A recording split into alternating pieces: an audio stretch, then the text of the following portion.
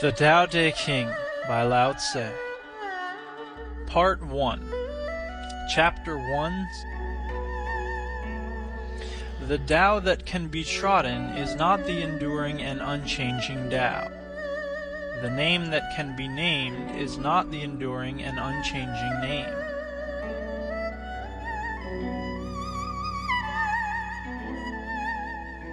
Conceived of as having no name, it is the originator of heaven and earth. Conceived of as having a name, it is the mother of all things.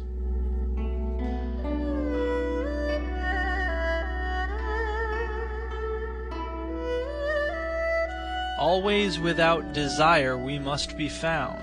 If its deep mystery we would sound. But if desire always within us be, its outer fringe is all that we shall see.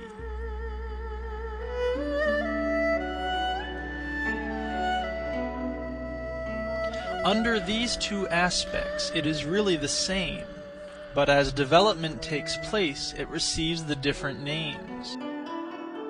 Together we call them the mystery. Where the mystery is the deepest is the gate of all that is subtle and wonderful.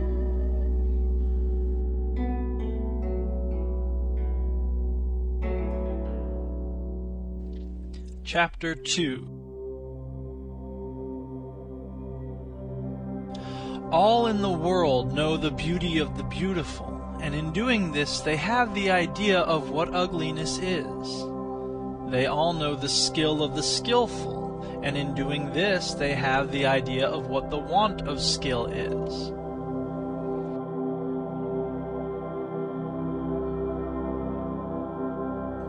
So it is that existence and non-existence give birth the one to the idea of the other, that difficulty and ease produce the one the idea of the other, that length and shortness fashion out the one the figure of the other,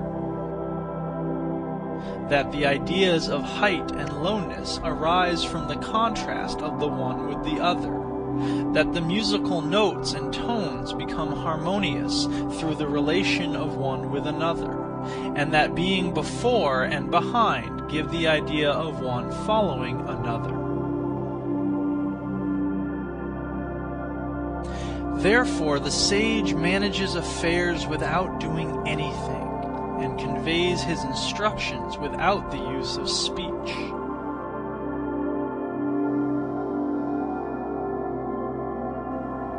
All things spring up, and there is not one which declines to show itself.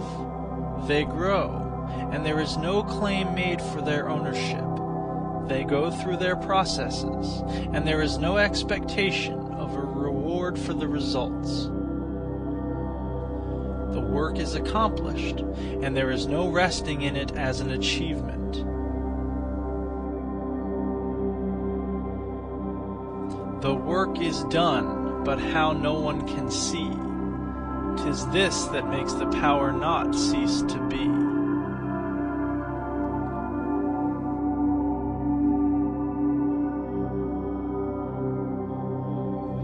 Chapter 3.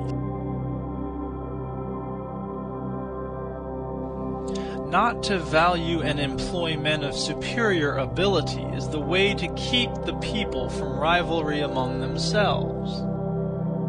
Not to prize articles which are difficult to procure is the way to keep them from becoming thieves. Not to show them what is likely to excite their desires is the way to keep their minds from disorder.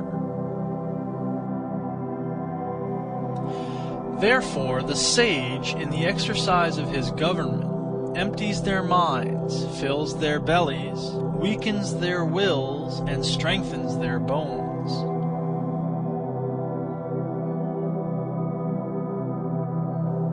He constantly tries to keep them without knowledge and without desire, and where there are those who have knowledge, to keep them from presuming to act on it. When there is this abstinence from action, good order is universal.